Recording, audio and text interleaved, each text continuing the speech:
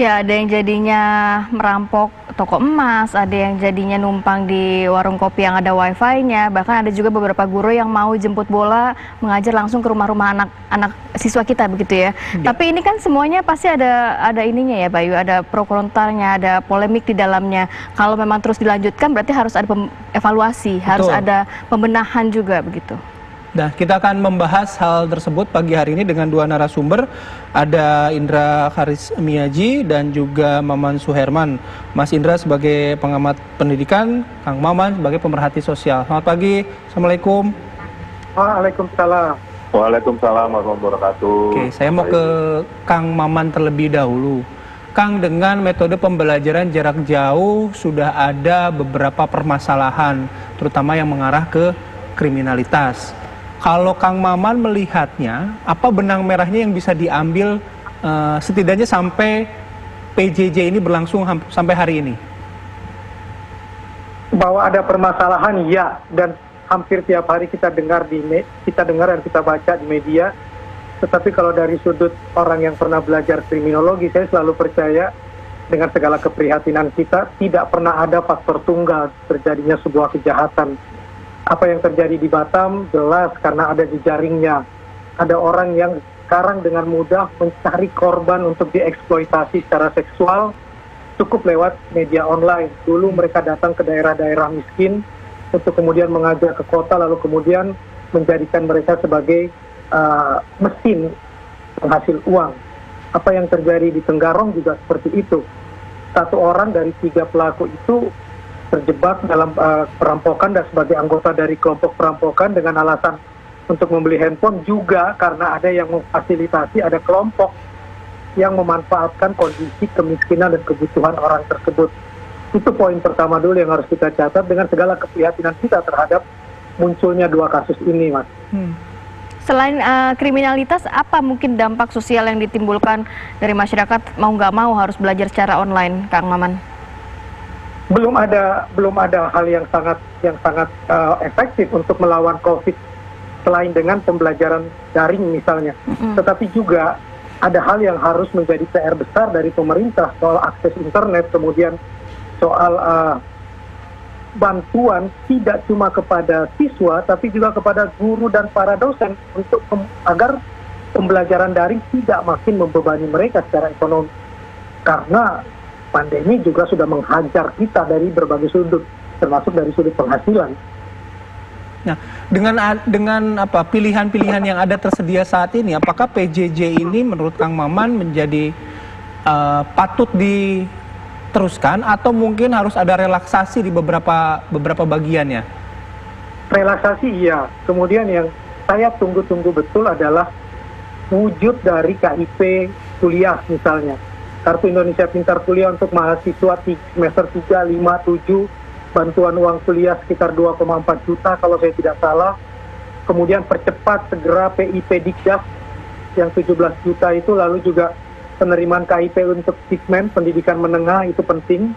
Dan yang harus dipikirkan sekarang oleh Dikbud dan juga oleh pemerintah, bagaimana pembelajaran daring ini segera dapat bantuan kebutuhan paket data dan mekanisme pelaksanaannya. Baik untuk siswa, baik untuk guru, baik untuk dosen.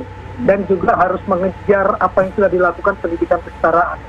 Menyiapkan modul-modul yang sifatnya e-book, PDF, dengan segala tutorialnya, sehingga pembelajaran tidak terus-menerus mengandalkan pada internet, tapi orang bisa kemudian mempraktekkan secara pribadi lewat modul dan lewat tutorial tersebut. Relaksasi wajib menurut saya. Kang Maman, selain juga mungkin bantuan-bantuan dari sisi jaringan internet, kuota internet, baik kepada siswa dan juga guru.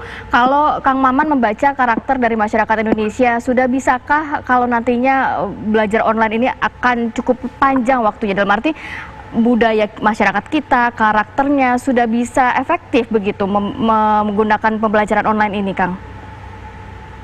Kalau kita belajar daya tahan manusia, tidak cuma di Indonesia, kita pada titik tertentu harus berteman dengan pandemi ini. Persoalannya kemudian adalah bagaimana mengurangi beban, bagaimana mengurangi masalah. Jadi menurut saya daring tidak boleh jadi satu-satunya jalan. Pembelajaran luring, luar jaringan dengan tetap mematuhi protokol kesehatan misalnya, Itu sudah dilakukan. Contoh hari ini saja, istri saya guru. Sudah keluar rumah sejak pukul 6 untuk luring, untuk pembelajaran luar jaringan. Bertemu dengan sejumlah muridnya, tetap dengan batas tertentu, tetap dengan mematuhi protokol, dan mengunjungi muridnya satu persatu misalnya. Ini yang kemudian harus betul-betul disosialisasikan, tidak cuma berlaku di satu tempat. Jadi luring dan daring harus berjalan seiring untuk menghadapi masalah ini. Oke. Saya mau ke Mas Indra. Mas Indra, luring dan daring harus ada porsi tertentu diterapkan pas saat-saat pandemi seperti ini, atau daring saja yang seharusnya diutamakan? Oke, yang pertama mindset kita dulu harus disamakan. Kita ini sudah 20 tahun masuk ke abad 21, yang orang menyebutnya era digital, revolusi industri 4.0, yang penggeraknya adalah ekonomi digital. Jadi ya memang harusnya pembelajaran kita itu sudah basisnya digital. Pandemi tidak pandemi. Itu yang pertama.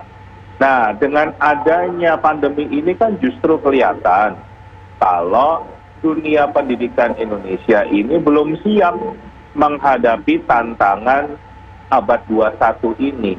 Dan kajian internasional sudah ada dari sebuah lembaga di Inggris. Saya tutup menyampaikan di ILC, Center for Economic Education tahun 2018, menyimpulkan bahwa anak Indonesia siap menghadapi abad 21 di abad 31. Jadi kita dianggap ketinggalan 1000 tahun. Nah, ini kan problem besar kita. Saya juga menyampaikan, kalau ini tidak segera ditangani, mimpi kita punya bonus demografi justru malah berubah menjadi bencana demografi. Dan kita lihat problem-problem sosial yang tadi disampaikan di awal, ada anak kita yang sampai harus menjual diri, ada yang mencuri, dan lain sebagainya. Itu bagian dari bencana demografi yang sudah sedikit demi sedikit muncul.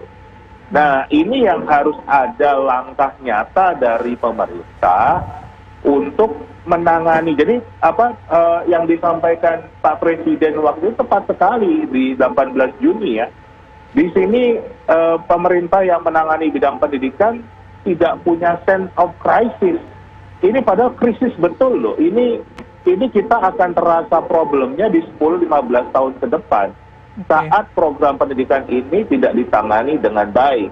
Jadi memang pemerintah harus turun, harus terjun langsung, karena memang tugas pemerintah untuk mencerdaskan kehidupan bangsa. Nah, masalah nanti kolaborasi dengan berbagai pihak itu memang wajib, tapi tetap harus leading sektornya di pemerintah. Pandangan saya seperti itu. Baik. Nanti kita lanjut lagi ya, kami harus jeda Pak Mas Indra juga Kang Maman, dan sebelumnya kami juga ingin memberitahukan bahwa tema ini sudah beberapa kali kami angkat, dan kami juga sudah meminta kesediaan dari perwakilan kementerian terkait Kemendikbud dalam hal ini, tapi hingga pagi hari ini tidak ada respon untuk ikut bergabung dalam diskusi pagi hari ini. Dan kami akan lanjutkan perbincangan di Apa Kabar Indonesia Pagi sesaat lagi.